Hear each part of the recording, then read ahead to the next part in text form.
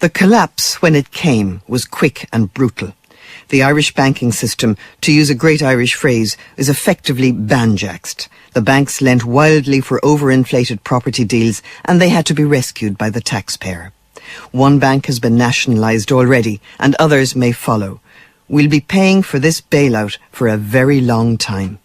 Who will we blame? The government shares a large part of the blame because don't forget that they continued on with these incentives for investing in property long after they were justified in any sense. By that stage, the construction industry had become white hot. And in fact, the whole economy was being driven by construction, or as Morgan Kelly, the professor of economics in UCD said, we thought we were getting rich by selling houses to each other. And in a way, too, it permeated into all aspects of society. Look at the level of state benefits that we have. Our basic social welfare provision for unemployment or for pension is over €200 a week, as opposed maybe to something like the equivalent of €80 on the other side of the border and in the UK. Yeah. So that went up. The minimum wage here is nearly €9. No, but the most shocking thing of all really was that the salaries of civil servants and other public servants went up, allegedly to, match the salaries that were being paid in the private sector. And all of that is coming out of the diminishing amount of tax revenue, which is why the country is virtually bankrupt. Because, our Taoiseach, Prime Minister, gets paid much more than the German Chancellor, for example, and significantly more than Barack Obama. This is completely nonsensical. As somebody said years ago, we have the bureaucracy of an empire within the confines of 3.5 provinces.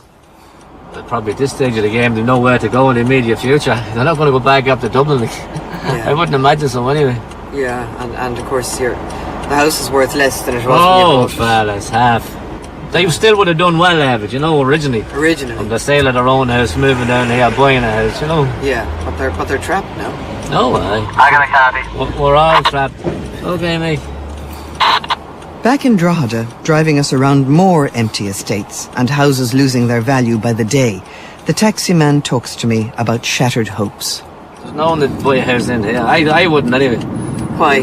It's all just the way it's gone, you know what I mean?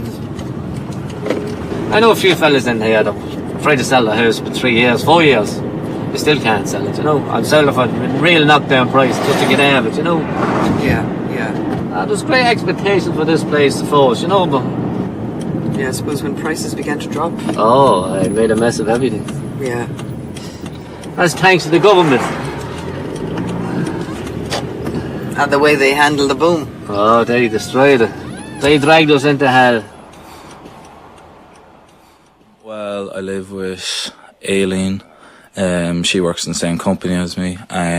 She's from Donegal. And Stephen, he's from Mitchelstown in Cork. I've lived with him for... But deciding who to blame doesn't help 23-year-old James Mooney and his housemates in Harrow in North London. They're from all over Ireland, and they represent what we dreaded, emigration starting again. Getting dropped back to Dublin Airport, that's when it hits home, that you're leaving again, that's when you want to stay in Ireland, You just see the same faces every 4 or 5 weeks in the airport, and they're the same, they're obviously had to move over here for work and so forth.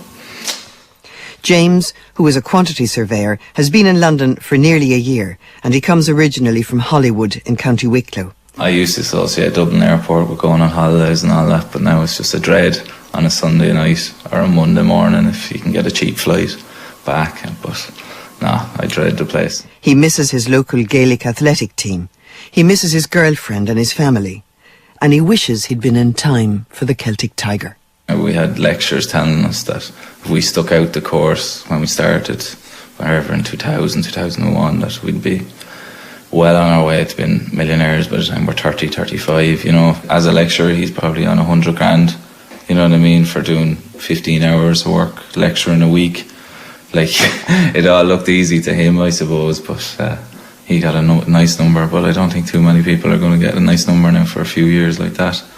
Unlike previous generations bred for emigration and hardened to it, James and his friends were brought up to believe that those days were long over, that they'd always find work at home.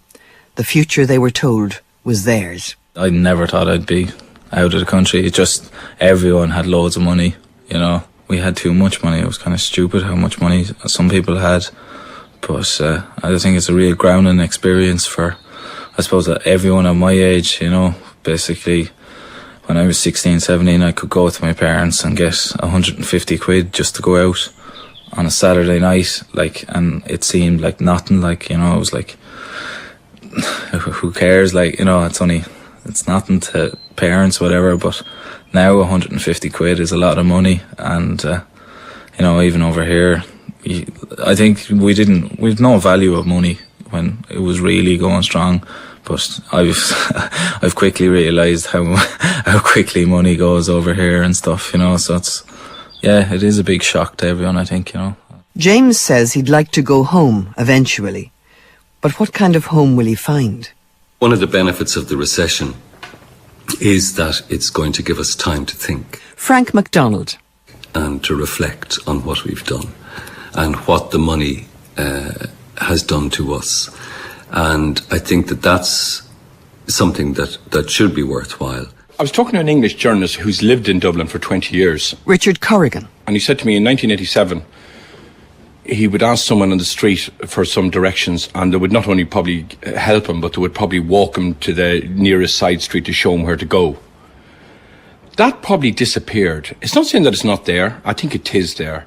I think we're genuinely a very hospitable bunch, but we certainly got distracted, you know, in the wealth-making process. When I was around 18, 19, 20, I was in Trinity, and the American tourists used to pile off in, you know, the Kilkenny shop and go into Trinity. Claire Kilroy.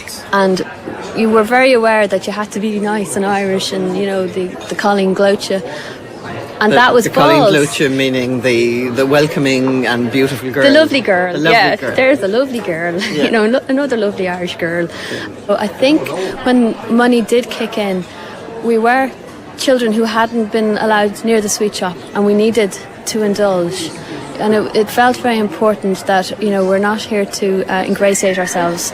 We are a nation in our own right. We don't have to be the Colleen Glocha. We are intelligent, educated, ambitious, all of that. And we did that, but then we started getting sick on it, on the sweet shop. We don't have to be nice to people anymore. Was there we don't have to ingratiate ourselves anymore. We can't fail, I think, to learn from some of the mistakes. Whether we're going to repeat them is another story, which will only pan out in the future. But I hope that we will learn from some of the disasters that have happened in this country as a result of having too much money too quickly and spending it in really bad ways. Yes, we spent it in really bad ways. We spent it like teenagers, I suppose, because that's what we are. An adolescent nation still emerging from the authoritarian shadow of two empires, Britain and Rome.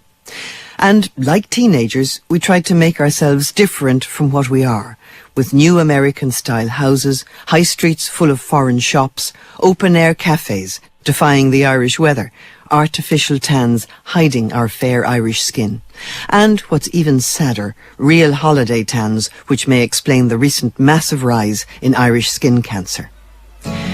We'll face some hard years ahead as we pay for this house party. We don't even know yet how hard. But we're resilient, and we're still Irish. The warmth doesn't change. We found it in Drogheda when we knocked on people's doors, and they welcomed us, total strangers, into their homes. You'll find it at your average Irish gathering, where there's more fun, more music, more laughter than almost anywhere else in the world. And, you know, the boom did this at least.